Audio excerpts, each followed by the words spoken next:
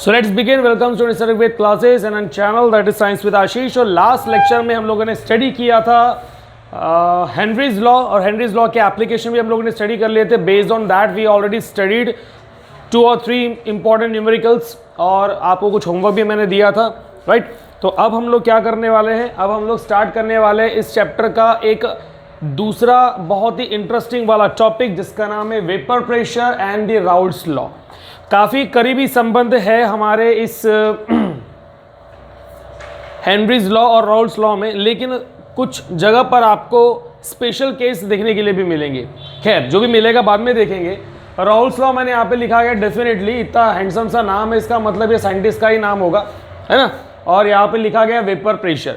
Now we already studied about vapour. अपने को पता है जब कभी भी कोई लिक्विड हीट की वजह से, टेम्परेचर वेरिएशन की वजह से जब वो गैस में कन्वर्ट होता है तो वो बनाता है उसके वेपर्स। वो लिक्विड कोई भी हो, वो वाटर हो, वो आपका सैनिटाइज़र हो, वो आपका अल्कोहल, सैनिटाइज़र के अंदर में अल्कोहल होता है, राइट, वो आपका पेट्रोलियम हो, right.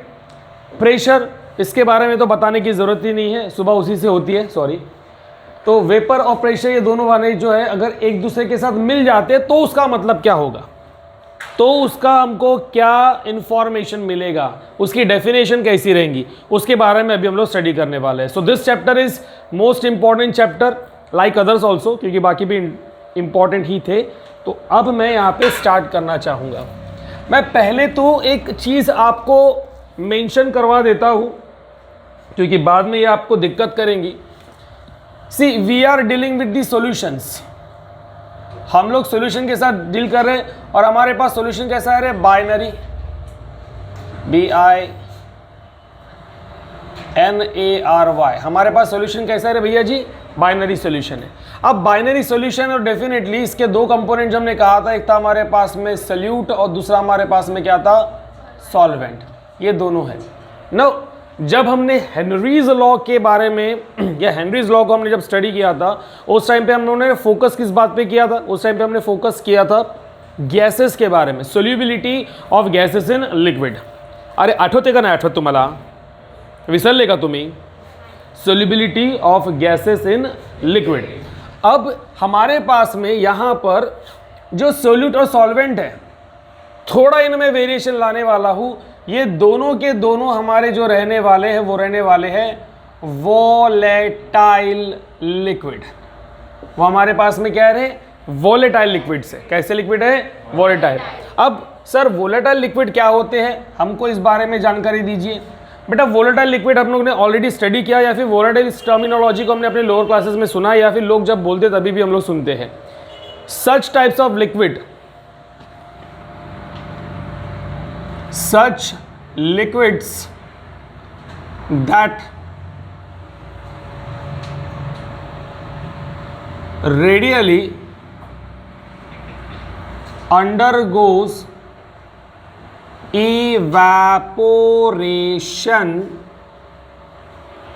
at room temperature. Very important, क्या बोला मैंने, वो ऐसे लिक्विड हमारे पास में होते हैं जो कि आसानी से रूम टेम्परेचर पर, हम रूम टेम्परेचर कितने डिग्री सेल्सियस को बोलते रहे भैया, 25 डिग्री सेल्सियस, या फिर 298 केल्विन। 298 सही है ना, 298 केल्विन, राइट। 25 डिग्री सेल्सियस, या फिर हम उसको कंसिडर कर सकते हैं 298 केल्विन। ऐसे लिक्विड जो नॉर्मल, अभी मेरे पास किसी का सैनिटाइजर है क्या, अरे वाह, दुकान है अपने पास में, लाओ। मेरे पास अल्कोहल है, फार्मेसी में रखा है। ये आपके पास में सैनिटाइजर की बॉटल है, इसके ऊपर कोई लेबल नहीं लगा, इसका मतलब मैं कोई प्रोमो नहीं कर रहा हूँ जिसका। ये मैंने यहाँ पे बोर्ड के ऊपर मार दिया, दिखेगा नहीं तुमको, शायद यहाँ पे लाइट का फ्लैश है तो मैं यहाँ पे मार देता हूँ, है ना। ये मार दिया मैंने यहाँ पे, और क्या हो जाएगा थोड़ी देर के बाद में, या ऐसे इसको रखूँ या फिर मैं इसको ऐसा स्मीयर कर दूँ। स्मीयर करने के बाद मुझको नज़र आता है कि वो धीरे धीरे क्या हो जा रहा है। इसके पहले बचपन में या अभी भी कोई डॉक्टर हमको जब टोचन देता है, उस समय पर पहले क्या लगाता है, वो स्पिरिट लगा, क्या लगाता है, कॉटन। वाह, ये हुआ ना जवाब, ये हुआ ना जवाब। क्या लगाता है, कॉटन लगाता है। अरे क्या लगाता है कॉटन, किसके अंदर डिप रहता है, डेटॉल में। कौन सा लिक्विड होता है वो, सत्यानाश। थीनर, मैं गर्ल से और एक क्या एक्सपेक्ट कर सकता हूँ, वो थीनर है बोलते। वो होता है 90% स्टैंडर्ड, 90% स्टैंडर्ड इथाइल अल्कोहल। क्या होता है वो? 90% स्टैंडर्ड इथाइल अल्कोहल, काफ़ी स्ट्रॉन्ग होता है। ये जो सैनिटाइजर की बॉटल है इसके अंदर में 65 to 72% इथेनॉल होता है, राइट। और वो कितना होता है? 90% स्टैंडर्ड। और वो जल्दी वोलेटाइल होता है, जल्दी इवेपोरेट हो जाता है वो एट रूम टेम्परेचर, क्योंकि सबकी अपनी एक स्पेसिफिक हीट है। आप लोगों ने लास्ट ईयर टेंशन में स्पेसिफिक हीट के बारे में स्टडी किया है, याद है ना? स्पेसिफिक हीट, अब उसमें हम लोग जाएंगे नहीं। तो हमारे पास में ऐसे कौन कौन से वोलेटाइल लिक्विड है ज़रा देख लेते हैं। हिट लिस्ट में तो हमारे पास में अल्कोहल है, हमारे पास में पेट्रोलियम है ना, हमारे पास में वाटर है। अब वाटर थोड़ा स्लो जाएगा लेकिन जाएगा ज़रूर। घर पे हम लोग पोछा लगाते हैं ना, अभी यहाँ पे अपनी काम वाली भाई आएंगे, रिस्पेक्टेड काम वाली भाई जब आती है और जब पोछा लगाती है, एक तो फ़ैन लगा देंगी तो जल्दी सूखेगा, और फ़ैन नहीं लगाएंगी तो क्या हो जाएगा? थोड़ी देर में सूखेगा, राइट। अब तुम बोलोगे सर फ़ैन लगाने से टेम्परेचर तो कम हो जाना चाहिए, बात गलत करते हो हाँ। अबे वैसा नहीं है, फ़ैन लगाने से टेम्परेचर कम होता है, बात सही है, लेकिन ये मेरा टॉपिक नहीं है आज का जो मैं बता रहा हूँ बेकार में। कपड़ों के ऊपर में जब हमारे रस्सियाँ सूखती हैं, सॉरी, रस्सी के ऊपर में जब हमारे कपड़े सूखते हैं, जो भी जहाँ पे सूखता होगा समझ में तो आ गया ना। हरे रंग का दुपट्टा, सॉरी रंग की क्या हो जाएगा, गलत हो जाएगा फिर। वो एक दुपट्टा है, गमछा है यहाँ पे लगा हुआ, और वो कैसा है? गीला है। वो कैसा है रे? वो गीला है। हवा ज़्यादा चलती है, गर्मी अगर रहती तो सूख जाएगा जल्दी, पता है, लेकिन अगर हवा ज़्यादा रहती है, हमारे घर पे बारिश के समय पे जब कपड़े सूखते नहीं है तो हम लोग क्या करते हैं? घर के अंदर में रस्सी बांधते हैं, फ़ैन लगाते हैं, रात भर में कपड़े अपने टनटनाटक सूख जाते हैं, राइट। थोड़े गीले रहेंगे तो फिर अपने पास में अपना गाय ठीक हो पाए। पानी गर्म हो रहा है तो उसके ऊपर में रख दो अपने कपड़े, ढक्कन के ऊपर में, या तो फिर प्रेस, कपड़े भी चिपकेंगे, अपन भी चिपक जाते। हाँ, अभी देखिए जो वाटर होता है, ये क्यों बता रहा हूँ आई डोंट नो, ज़रूरत नहीं सब बताने की मुझको, मेरा टॉपिक कुछ और है। वाटर तो बेटा 0 डिग्री सेल्सियस के ऊपर से लेकर तो 100 डिग्री सेल्सियस तक इवेपोरेट होता है, and it depends upon the size of what? Particle. कितना छोटा पार्टिकल है, वाटर मॉलिक्यूल कितना छोटा है, उससे डिपेंड करता है। अरे बाबा, ये भी मेरा आज का टॉपिक नहीं है यार, तुम ऐसा मत करो प्लीज़। तुम्हारे पास में 2 बर्तन हैं, यहाँ पे तुमने थोड़ा सा ही पानी रखा है, यहाँ पे पानी बहुत ज़्यादा है, इतना ज़्यादा पानी है, कौन सा पानी जल्दी इवेपोरेट होगा रे? है ना? कम वाला है तो कम हीट में काम निपटा देगा। अब यहाँ पर क्या हो जाएगा?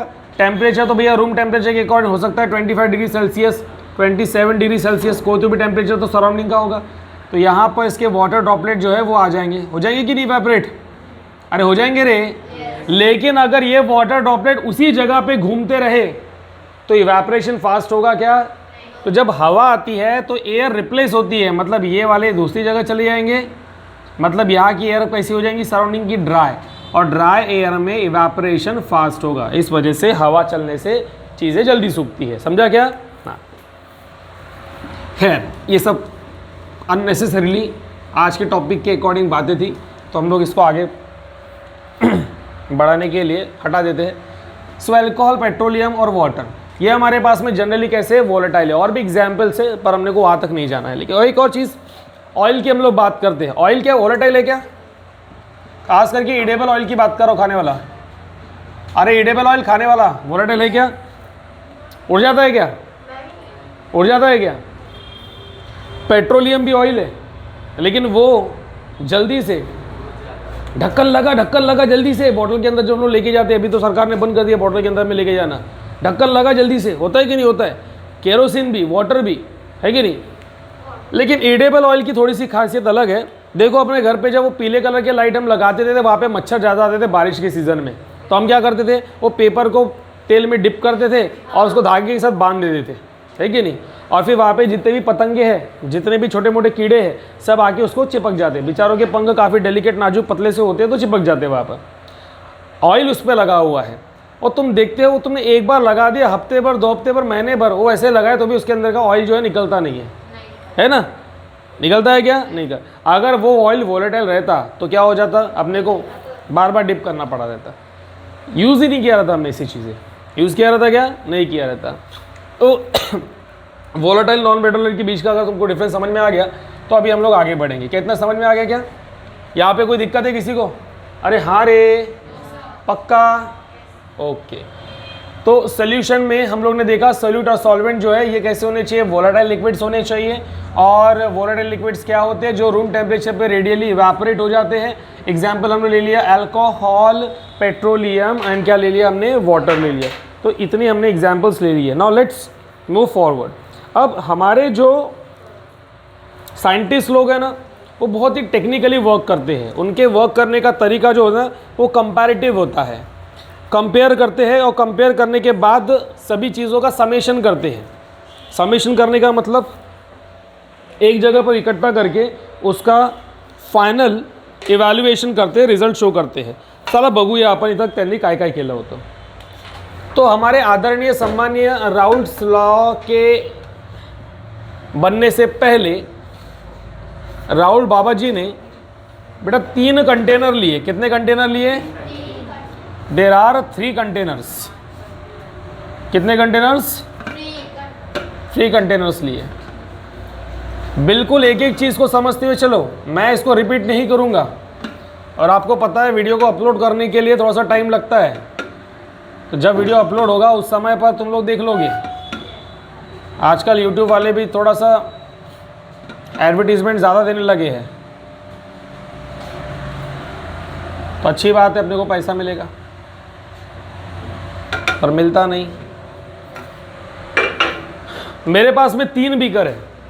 मैं इस बीकर का नाम देता हूँ से 1, इसका नाम दे दिया मैंने 2 और इसका नाम मैंने दे दिया 3। ठीक है, वैसे नाम नहीं है, नंबर हो गए। 3 बीकर हमारे पास में है। अब ये जो 3 बीकर है इन तीनों के अंदर में मैंने ना अलग अलग सब्सटेंस को डाला हुआ है। तो I would like to give them colour as I am having. यहाँ पर हमारे पास में कोई एक प्रकार का है,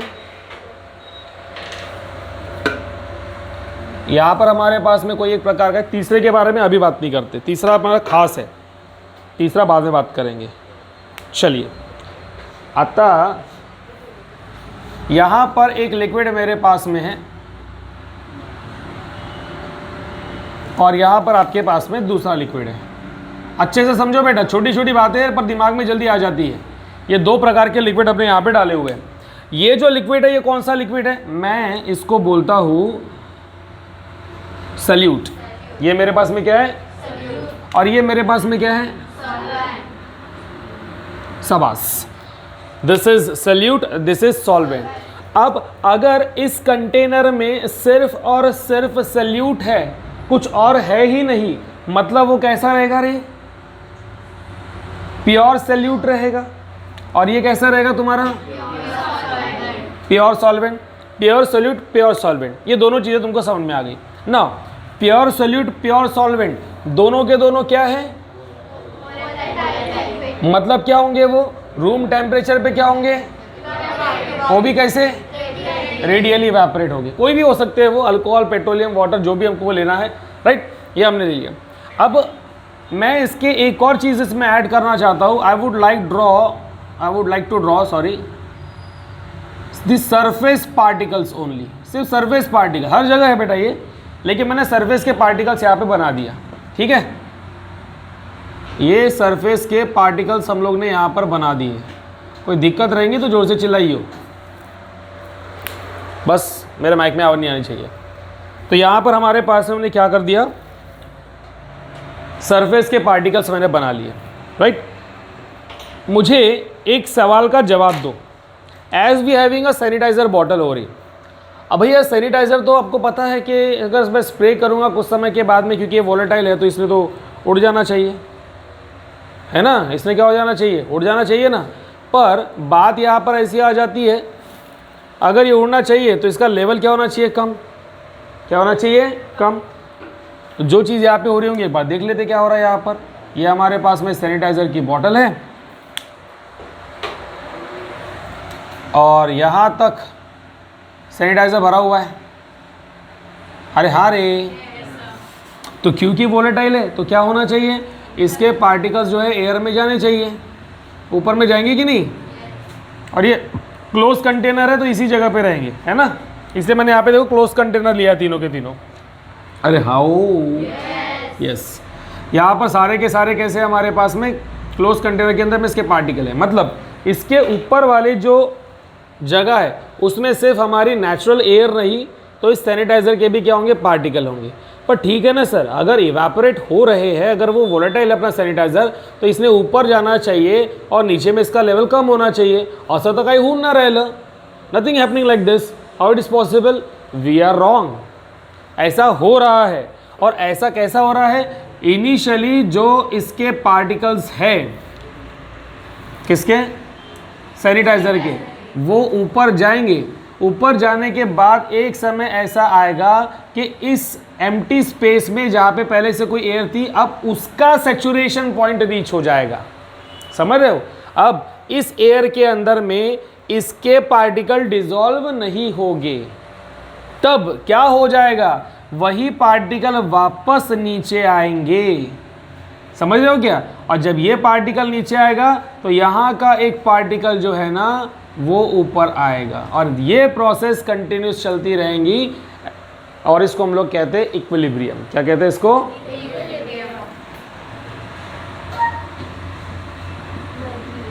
क्या कहते हैं इसको, इक्विलिब्रियम। इक्विलिब्रियम, इक्वी मतलब इक्वल, लिब्रा मतलब मालूम है ना, वो तराजू नहीं होता क्या, तराजू, इसको लिब्रा बोलते हैं। राशि वाशी पढ़ते हो क्या, और राशि में लिब्रा करके होती है, हाँ, तुला, तुला, तुला, तोलना, तोलना, तुला, ठीक है, यस। तो इक्विलिब्रियम, दोनों सब कैसे इक्वल हो गया, जितने पार्टिकल ऊपर जाएंगे उतने नीचे आएंगे, वापस ऊपर जाएंगे, the process will be continue.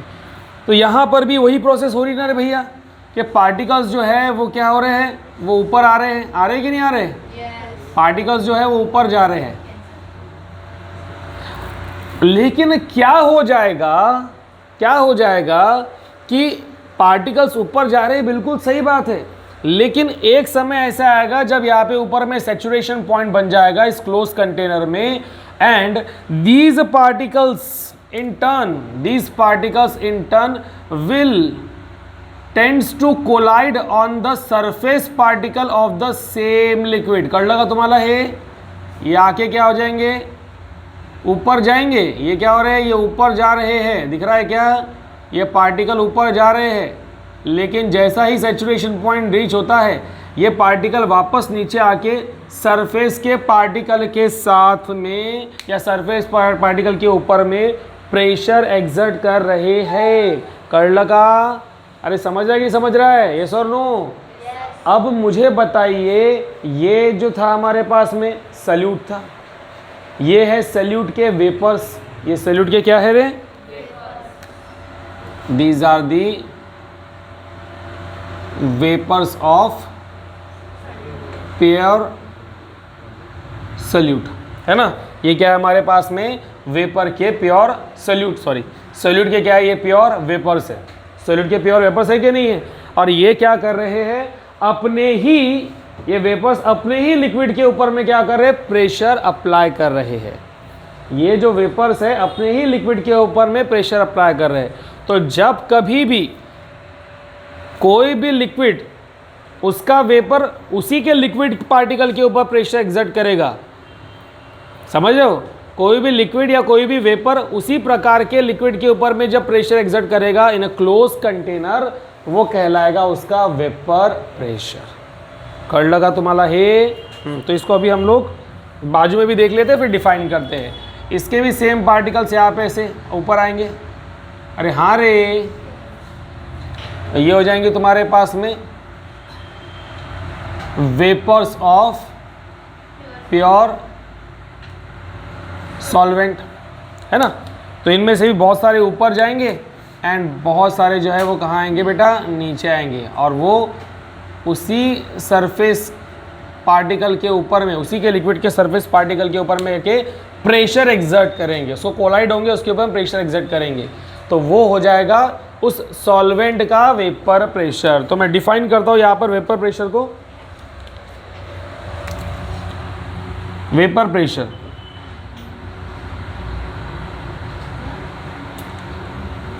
The pressure applied by the vapors of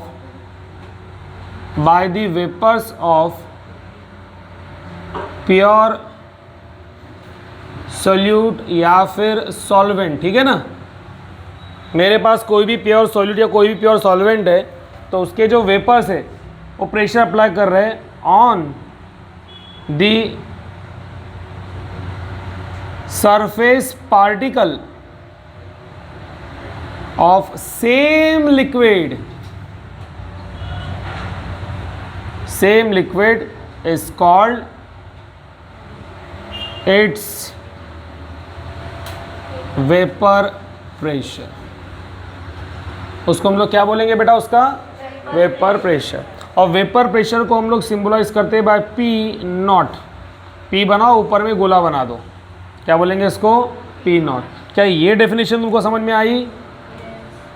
इसको अपना अपने जीवन में भी ले सकते हैं। खुद से खुद की पीठ थपथपाना, जैसे खुद के वेपर खुद ही के लिक्विड के ऊपर में प्रेशर एक्सर्ट कर रहे हैं, खुद से खुद की पीठ थपथपाना, खुद से खुद की तारीफ करना, खुद से खुद के सैलरी खर्च करना, राइट। मैं कहाँ जा रहे हो, मैं बेल्ट ठीक लगा रहा था, और क्या है कि नहीं। तो हमारे पास में मल्टीपल एग्जाम्पल्स है, हमारे पास में मल्टीपल एग्जाम्पल्स है। तो क्या वेपर प्रेशर कंसेप्ट तुमको समझ में आ गया? तो हम लोग यहाँ पे क्या बोल सकते हैं, हम लोग यहाँ पे बेटा ये बोल सकते हैं कि प्योर सॉल्यूट में हमारे पास में जो वेपर प्रेशर बन रहा है वो रहेगा P01, क्योंकि हमारे पास सॉल्यूट है, सॉल्यूट को हम लोग 1 बोलते हैं। और ये तुम्हारे पास में क्या रहेगा बेटा, P02, ये रहेगा P01 और ये क्या रहेगा तुम्हारा P02। क्या यहाँ पे किसी को किसी प्रकार की कोई दिक्कत है? अरे दिक्कत है क्या? अब मुझे एक बात बताओ, एक सिंपल सी बात मुझे बताओ। जब मैं बात करता हूँ किसी भी प्योर सोल्यूट की, प्योर सॉल्वेंट की, एग्जाम्पल ले लेते। मैं चावल बना रहा हूँ, मेरे घर पे नमक नहीं है। मैं चावल बना रहा हूँ, मेरे घर पे नमक नहीं है, सिर्फ चावल है। तो मैं चावल जब बनाता हूँ, चावल चढ़ाता हूँ, तो चावल जो बनेगा उसका जो टेस्ट रहेगा, वो टेस्ट अगर मैं बिना नमक के अपने घर पे बनाऊँ या बिना नमक के कहीं और बनाऊँ, टेस्ट तो कांस्टेंट रहेगा ना, क्योंकि सिर्फ उसके अंदर प्योर चावल ही है। अब ये मत बोलना सर पानी है, तो भैया पकाया मैंने तो उसके लिए पानी तो लगेगा, टेस्ट तो वही रहेगा ना। मैं वही पानी वही चावल अगर इस्तेमाल करता हूँ हर जगह पर, तो बच्चे बोलेंगे चावल दूसरे वैरायटी के लाते sir, golden rice, beta carotene वाला, विटामिन ए वाला, टेस्ट में बेस्ट चावल और एवरेस्ट। अरे बाबा, हमारे पास में वही पानी और वही चावल ले लो, कहीं पर भी जाओ, कहीं पर भी पकाओ, फिर और बच्चे बोलेंगे सर चूल्हे पे पकाते, चूल्हे पे और टेस्ट आता। एग्जाम्पल को एग्जाम्पल की तरह लेना है, तो आपको टेस्ट कांस्टेंट मिलेगा ना। तो मेरे पास में जो सल्यूट है, वो सल्यूट के वेपर्स उसके ऊपर प्रेशर एक्सर्ट कर रहे, तो उस प्योर कंडीशन में वो वेपर प्रेशर कांस्टेंट रहेगा कि नहीं रहेगा? इसकी वैल्यू कांस्टेंट रहेंगी कि नहीं रहेंगी? मतलब ये मेरे पास जो वैल्यू मिल रही है बेटा, वो कैसी है? कांस्टेंट। कैसी रहेंगी ये? कांस्टेंट। और ये भी कैसी रहेंगी? मतलब किसी भी लिक्विड का, वो सल्यूट हो या सॉल्वेंट हो, उसके प्योर कंडीशन में उसके द्वारा अप्लाई किया गया वेपर प्रेशर ऑलवेज कैसा रही हो? कांस्टेंट रही हो। चेंज होगा क्या? नहीं होगा। उसका वेपर प्रेशर वहाँ पर कांस्टेंट मिलेगा, कड़क का। समझा क्या? या तो कोई दिक्कत नहीं, कोई दिक्कत नहीं है। तो अब हम लोग इन दोनों कंपोनेंट्स को थर्ड वाले में डालते हैं। अब जब मैं थर्ड वाले में इसको डाल रहा हूँ, now I would like to use both colors। अब देखो, इसमें तुम्हारे पास में दोनों कंपोनेंट को अगर मैं मिक्स करता हूँ, तो टेल मी, क्या इसके अंदर में सिर्फ सोल्यूट रहेगा, सिर्फ सॉल्वेंट रहेगा, ऐसा है क्या? इसके अंदर दोनों रहेंगे ना, इसके अंदर क्या रहेंगे, दोनों रहेंगे, और दोनों के क्या रहेंगे, गैस पार्टिकल्स रहेंगे, वेपर पार्टिकल्स रहेंगे। अरे हाँ रे,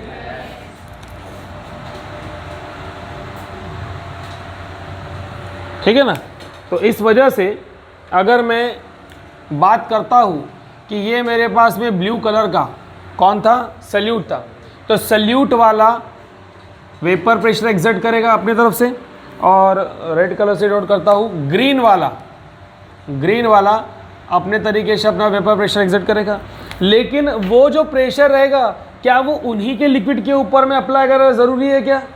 नहीं, हमने वेपर क्या प्रेशर क्या बोला भैया, वो वेपर जिस लिक्विड का है उसके ऊपर प्रेशर एग्जर्ट कर रहा है तो वेपर प्रेशर कहलाएगा। पर ये जो लिक्विड है, इस लिक्विड में तुमको पता है, या फिर मैं इस लिक्विड की बात करता हूँ, इसमें अंदर हमने क्या कर दिया, तुम्हारे पास में जो फर्स्ट था कंपोनेंट 1 को मैंने प्लस कर दिया, किससे, कंपोनेंट 2 से प्लस कर दिया, दोनों कंपोनेंट मिक्स हो गए, तो ये बन गया तुम्हारे पास में सॉल्यूशन। क्या बन गया तुम्हारे पास में, ये तुम्हारे पास सॉल्यूशन बन गया। और सॉल्यूशन बनने के बाद में जो वेपर प्रेशर प्योर कंडीशन में बन रहा था उतना बनेगा क्या, अब वो डिवाइड हो जाएगा, मतलब वो पूरा नहीं बनेगा, मतलब कैसा बनेगा, लेस। कैसा बनेगा, कर लगा नहीं कर ल, क्योंकि इसमें पार्टिकल जो है फर्स्ट और सेकंड दोनों कंपोनेंट के हैं। तो ये वेपर्स जो बने हैं, अगर मैं कहता हूँ फर्स्ट कंपोनेंट का वेपर, तो पूरी तरीके से फर्स्ट के ऊपर प्रेशर अप्लाई नहीं करेगा, सेकंड कंपोनेंट का पेपर पूरी तरीके से सेकंड वाले पे अप्लाई नहीं करेगा। अब वो खुद के ऊपर नहीं कर रहा है, किसी और के ऊपर में कर देगा। सपोज ये वाला है हमारे पास में, ब्लू वाला है, और इस ब्लू वाले ने इस ग्रीन, ब्लैक लेना चाहिए था, ये ब्लू वाले ने इस ग्रीन वाले के ऊपर प्रेशर अप्लाई कर दिया, तो क्या वो वेपर प्रेशर कहलाएगा, क्या नहीं कहलाएगा। मतलब जितना यहाँ पे था उसके कंपैरिजन में लेस हो गया कि नहीं हो गया। तो हम यहाँ पे क्या बोलेंगे, हम यहाँ पे बोलेंगे in solution vapour pressure of pure solute या फिर सॉल्वेंट डिक्रीजेस। क्या इतना समझ में आ गया भैया जी आपको? अरे इतना समझा रे, क्लियर है।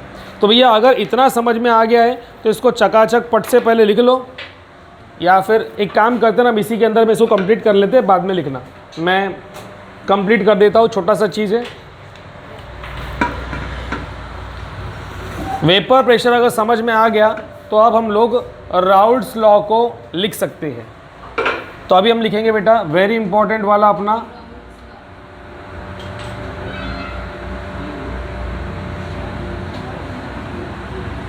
Raoult's law.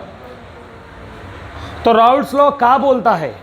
राउल्ट्स लॉ बोलता है the partial pressure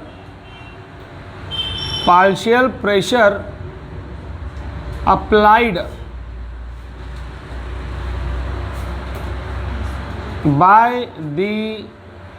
by the vapors is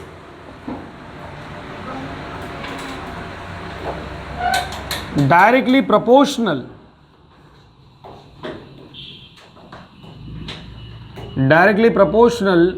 to the mole fraction of the components of the solution। बहुत सिंपल सा है। अब यहाँ पे वेपर प्रेशर की मैंने बात की, यानी कि पी नॉट की मैंने बात की, और मैंने यहाँ पे पार्शियल प्रेशर भी ला दिया। अब पार्शियल प्रेशर तुमको पता है क्या होता है? क्या होता है?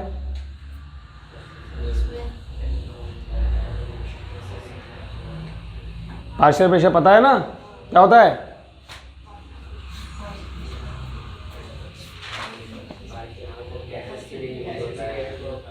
जल्दी जल्दी जल्दी। हाँ, वेरी गुड वेरी गुड। तो पता है सबको, है ना, बताने की जरूरत नहीं है। वाह रे वाह, होशियार है बच्चे। तो पार्शियल प्रेशर जिसका सिंबल हमने क्या लिखा था बेटा? पी लिखा था, याद है? Partial pressure, right, is directly proportional to the, क्या बोला गया है? Mole fraction. जो काम की चीज़ है उसको नहीं करेंगे। Partial pressure directly proportional to mole fraction. Mole fraction का सिंबल क्या है रे? यस, क्या होता है? x। तो ये हमारा बनता है राउल्ट्स लॉ। अब बोलोगे कि सर हमने यहाँ पर x क्यों लिया? अब x बेटा तुम्हारा होता है मोल फ्रैक्शन। मोल फ्रैक्शन में हम लोग number of moles of solute, number of moles of solvent दोनों लेते हैं, बराबर।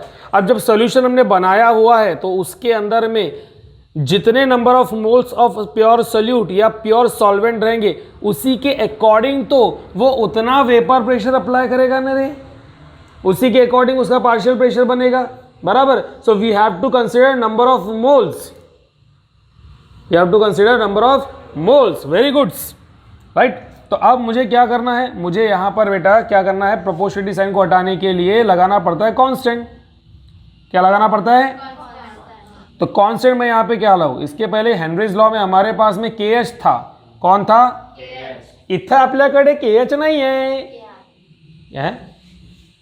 KR, KR कौन? KR, अच्छा राउल्ट्स लॉ। अच्छा वाह वाह, अच्छा बेटा KH की जगह KR, क्रेजी फोर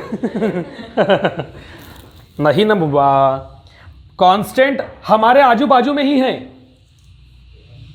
बगल में कांस्टेंट, शहर में ढिंडोरा। अरे कांस्टेंट पास में ही है। अभी देखो थोड़े देर, अरे कैचा KR KR KR कर रहे हो? हाँ जोर से बोल। पार्शियल प्रेशर, ये यहाँ लिखे हुए कांस्टेंट दिख रहे क्या? हाँ, कंपोनेंट ऑफ 1 एंड 2। तो यहाँ लिखेंगे कांस्टेंट जो है हमारे पास में वो क्या बेटा? Partial pressure, right. तो ये हो जाएगा हमारा क्या? राउल्ट्स लॉ का एक्सप्रेशन या इक्वेशन बोलो। क्या इतना समझा रे? ओके। तो जब मैं बात करता हूँ सॉल्यूट की तो क्या हो जाएगा? अगर मैं लिखता हूँ सॉल्यूट, दिख रहा है क्या ये? इसमें दिख रहा है क्या? जब मैं कहता हूँ सॉल्यूट तो सॉल्यूट बेटा हमारा क्या हो जाएगा? 1 होता है, बराबर। तो यहाँ पे मेरे पास में हो जाएगा P1 is equals to partial pressure of first component into x1। सही है इस फॉर्मूले के हिसाब से। और अगर मैं सॉल्वेंट लिखता हूँ SOLVENT, सॉल्वेंट अगर लिखता हूँ तो क्या हो जाएगा ये? P2 is equals to P02 x2। क्या इतना समझ में आ गया? इस दोनों को सम अप कर देंगे अभी हम लोग, इन दोनों को क्या कर देंगे? सम अप कर देंगे। तो अगर मुझे सॉल्यूशन का निकालना है, यानी कि थर्ड वाले का निकालना है, तो 3 का कोई फॉर्मूला नहीं बनेगा। तुम्हारे पास सॉल्यूशन के लिए दोनों कंपोनेंट को प्लस करना पड़ेगा ना, है ना? दोनों को प्लस करना पड़ेगा 1 और 2 को। तो तुम्हारे पास में हो जाएगा partial pressure of the total. एक तो टोटल लिखो या फिर यहाँ पे हम लिख सकते हैं क्या? सॉल्यूशन। दोनों में से कोई एक, दोनों मत चिपका देना। तो ये हो जाएगा तुम्हारे पास में P1 plus P2। Partial pressure of solution is equals to partial pressure of solute plus partial pressure of what? Solvent. तो ये हो जाएगा P1 की वैल्यू तुम्हारे पास में क्या है? इट इज P0 x1 और इसकी क्या हो जाएगी? P0, ये यहाँ पे 1 रहेगा, और P02 x2। तो ये हो जाएगा मेरे पास में टोटल का फॉर्मूला। क्या इतना समझ में आयो कि नहीं आयो? आयो।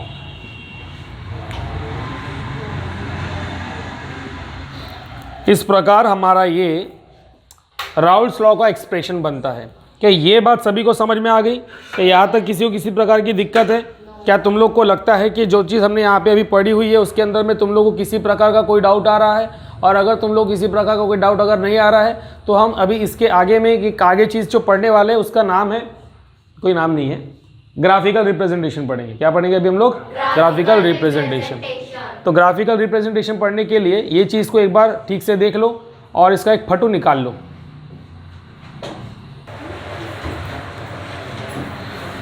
तो अभी हम लोग ने यहाँ पर देख लिया है हमारा राउल्ट्स लॉ का एक्सप्रेशन। अभी हम लोग एक छोटा सा ग्राफिकल रिप्रेजेंटेशन करेंगे और देखते हैं कि इस फॉर्मूले को हम लोग कैसे अप्लाई करेंगे।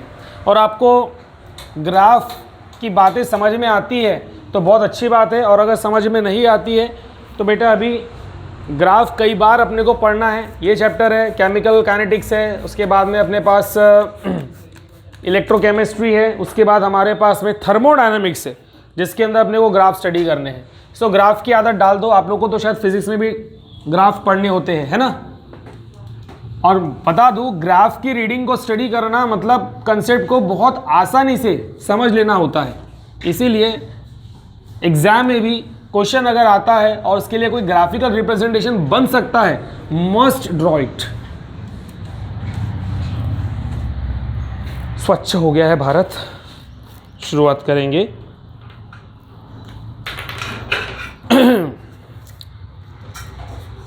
As we know, for drawing a graph we need 2 axes। अगर मैं 2 डायमेंशनल बनाता हूं तो, अरे हाँ रे,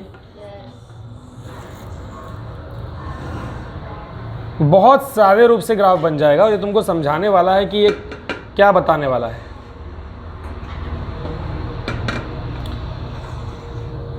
आप कितनी भी एक्स एक्सिस ड्रॉ कर सकते हो, कितनी भी वाई एक्सिस ड्रॉ कर सकते हो, आपके डेटा के ऊपर डिपेंड करता है वो कि आपको क्या रिप्रेजेंट करना है।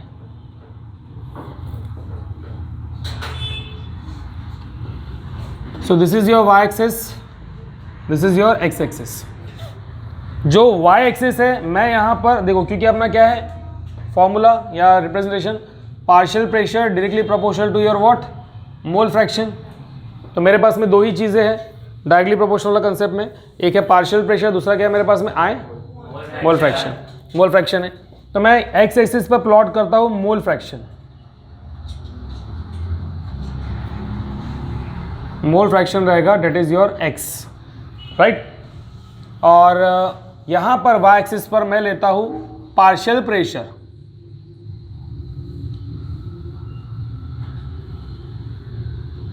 यहां पर भी लूंगा पार्शियल प्रेशर।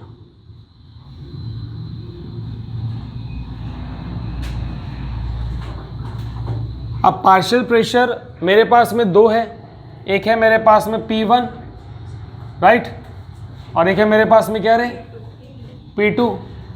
जो P1 है वो किसका रहेगा, ऑफ सॉल्यूट, और ये किसका रहेगा, ऑफ, राइट। तो पार्शियल प्रेशर की अपनी एक वैल्यू रहेंगी। मैं इस पर्टिकुलर वैल्यू पर पहुंच गया हूं, मान लेते हैं एक पर्टिकुलर वैल्यू है। मेरा काम मोल फ्रैक्शन से है, क्योंकि देखो हमने जो फॉर्मूला बोला है कि अगर मैं P1 की बात करता हूं तो P0 x1 ये होता है ना हमारे पास में। तो मेन चीज़ देखो P0, ये तो कांस्टेंट है ना, इसकी वैल्यू तो कांस्टेंट है। जो कुछ भी डिपेंड करेगा वो किसके ऊपर डिपेंड करेगा, बराबर, ये कांस्टेंट है, इसको तो हटा ही दो। तो भैया अगर मुझे P1 की वैल्यू अगर निकालनी है, यानी कि पार्शियल प्रेशर की वैल्यू निकालनी है, तो it is Holi depend upon one x1 जो वेरिएबल रहेगा, x1 जो चेंज रहेगा, x1 या फिर x2 अगर मैं इसकी बात करता हूँ, ऑफ सॉल्वेंट की बात करता हूँ तो ठीक। तो मैं यहाँ पर मोल फ्रैक्शन, सोल्यूट और सॉल्वेंट उन दोनों का कंसिडर करके चलूंगा। तो यहाँ कुछ इक्वल डिवीजन मैं करवा देता हूँ, ऐसे मैंने कुछ इक्वल डिवीजन करवा दिए और देखते हैं यहाँ पर क्या क्या हमको वैल्यूज मिलती है। चलो कलर चेंज कर देंगे, क्या चेंज कर देंगे, कलर। यहाँ पर तुम्हारे पास में x1, मैं इसको ब्लू से रिप्रेजेंट कर देता हूँ, मतलब आपको देखने में भी समझने में भी आसानी हो जाएगी।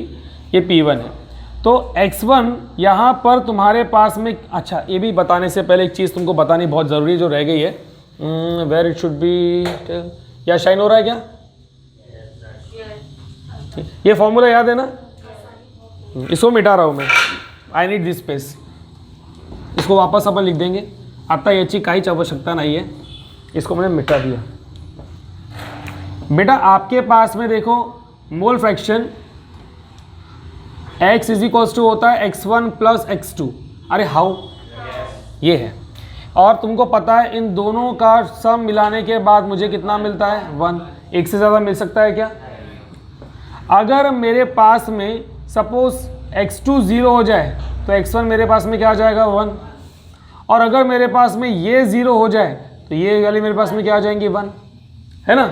मतलब x का आंसर अगर 1 लाना है तो इन दोनों में से किसी एक को क्या होना पड़ेगा, 0 होना पड़ेगा, या फिर दोनों की वैल्यू 1 से कम चाहिए। दो ही कंडीशन हो सकती है ना।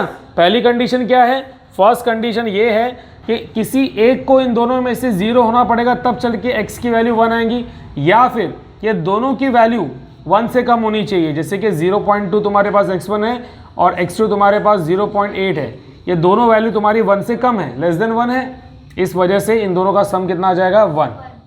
यही होता है। तो वही चीज़ मैं यहाँ पे प्लॉट करने वाला हूँ, ठीक से देखो। यहाँ पर मैं कहता हूँ पूरी तरीके से वेपर प्रेशर, पार्शियल प्रेशर मुझे किसका मिल रहा है, सोल्यूट का मिल रहा है। मतलब x की वैल्यू, x1 की वैल्यू मेरे पास में क्या है यहाँ पर 1। एट द सेम इंस्टेंट इसी जगह पर तुम्हारे पास में जो x2 है इसकी वैल्यू क्या रहेंगी रे? क्या समझा के तुमको ये? अरे समझा कि नहीं समझा? ओके। फिर x की वैल्यू धीरे धीरे बढ़ेंगी, x1 की वैल्यू बढ़ेंगी मतलब कम होगी, 0.8 हो जाएगा। अगर ये तुम्हारे पास 0.8 है, अगर सपोज ये लेस हो रहा है तो ये चीज़ बढ़ेंगी ना, x2 कितना हो जाएगा तुम्हारे पास 0.2। फिर ये तुम्हारे पास है x1 इज इक्वल्स टू 0.6, तो ये क्या हो जाएगा x1 इक्वल टू 0.4। ये मेरे पास रहेगा x1 इज इक्वल्स टू 0.4, तो ये हो जाएगा तुम्हारे पास x2 0.6। देन हमारे पास ये x1 इज इक्वल्स टू 0.2, हाँ 3, और ये x2 क्या हो जाएगा तुम्हारे पास में 0.8। And at the last x1 तुम्हारे पास क्या हो गया 0, और x2 तुम्हारे पास में क्या हो गया 1। तुमको कहीं पर भी x1 या x2 की वैल्यू 1 से ज़्यादा नहीं मिल रही है, और कहीं पर भी टोटल x की वैल्यू 1 से ज़्यादा नहीं मिलेंगी, है ना। यही चीज़ हमने यहाँ पे प्लॉट की है। एक तो लेस होनी चाहिए 1 से वैल्यू, या फिर एक 0 और एक 1 होना चाहिए, एक 0 एक 1 होना चाहिए। इससे हमने को समझ में आता है अगर x1 की वैल्यू 1 है और x2 की वैल्यू 0 है, मतलब पूरी तरीके से यहाँ पर आपको पार्शियल प्रेशर किसका मिलेगा, सोल्यूट का मिलेगा। और अगर यहाँ पे x1 की वैल्यू 0 है, x2 की वैल्यू अगर 1 है, x2 की वैल्यू अगर यहाँ पर 1 है, तो आपको पूरा पार्शियल प्रेशर किसका मिलेगा, सिर्फ और सिर्फ सॉल्वेंट का मिलेगा, राइट। इसका मतलब ये है as we go from left to right, ई आपका लेफ्ट भाग बा और ई आपका राइट भाग बा, लेफ्ट बाजू राइट बाजू। जैसे जैसे मैं आगे बढ़ रहा हूं मेरे x1 की वैल्यू घट रही है, घट रही ना, मतलब नंबर ऑफ मोल्स घट रहा है ना x1 के।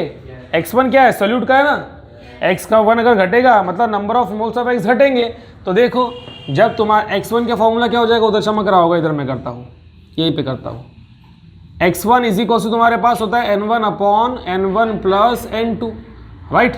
अब तुम्हारे पास में जब वैल्यू है 1 तो भैया ठीक है, अच्छी बात है, 1 रहेगा, है ना। जो कुछ भी आंसर है फाइनली आंसर 1 ही आएगा।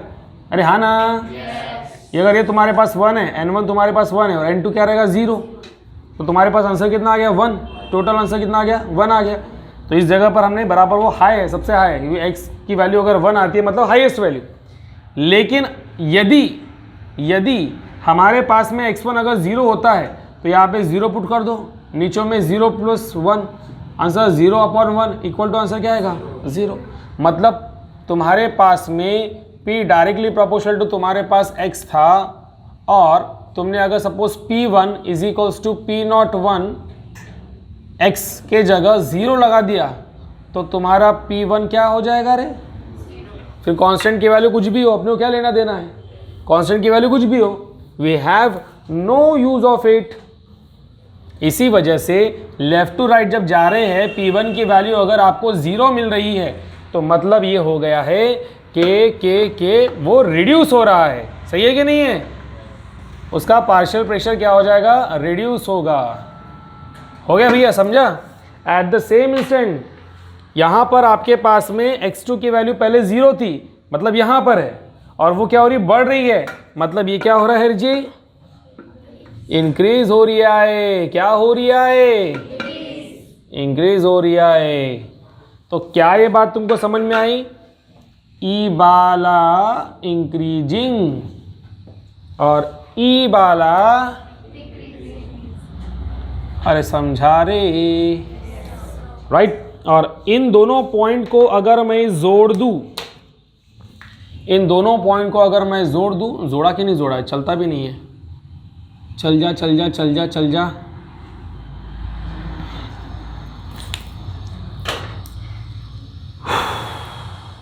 ये लेते पेन।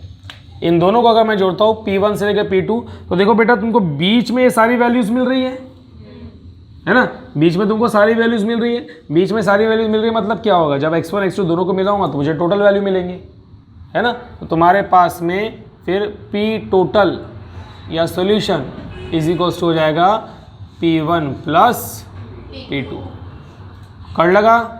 और ये P टोटल की वैल्यू तुमको इसी से मिलेंगी, जब आपके पास x1 x2 दोनों की रहेंगी तब मिलेंगी, क्योंकि P0 कांस्टेंट होता है। यहाँ पर हमारा vapour pressure and Raoult's law का ग्राफिकल रिप्रेजेंटेशन के साथ ये टॉपिक हुआ कंप्लीट। इसके ऊपर में हम लोग और भी अच्छे कुछ इंटरेस्टिंग टॉपिक के साथ में डील करने वाले हैं। और ये बात अगर आपको समझ में आती है तो बहुत अच्छी बात है, और अगर नहीं समझ में आती है तो पूछो, कमेंट करो, यूट्यूब वाले भी करेंगे, तुम भी करोगे, बराबर। कोई देखता ही नहीं मेरा वीडियो तो फिर कौन करेगा ठीक। यहाँ पर ये टॉपिक हमने वेपर प्रेशर के डेफिनेशन, वॉलेटाइल लिक्विड, साथ ही साथ राउल्स लॉ का एक्सप्रेशन, उसका इक्वेशन और ग्राफिक के रिप्रेजेंटेशन के साथ में कंप्लीट किया है। इससे रिलेटेड और फर्दर टॉपिक्स हम लोग नेक्स्ट क्लास में स्टार्ट करेंगे। तब तक के लिए धन्यवाद, टाटा, बाय। आज गजानन महाराज का प्रकट दिन है, बोलो गजानन महाराज की जय। Thank you.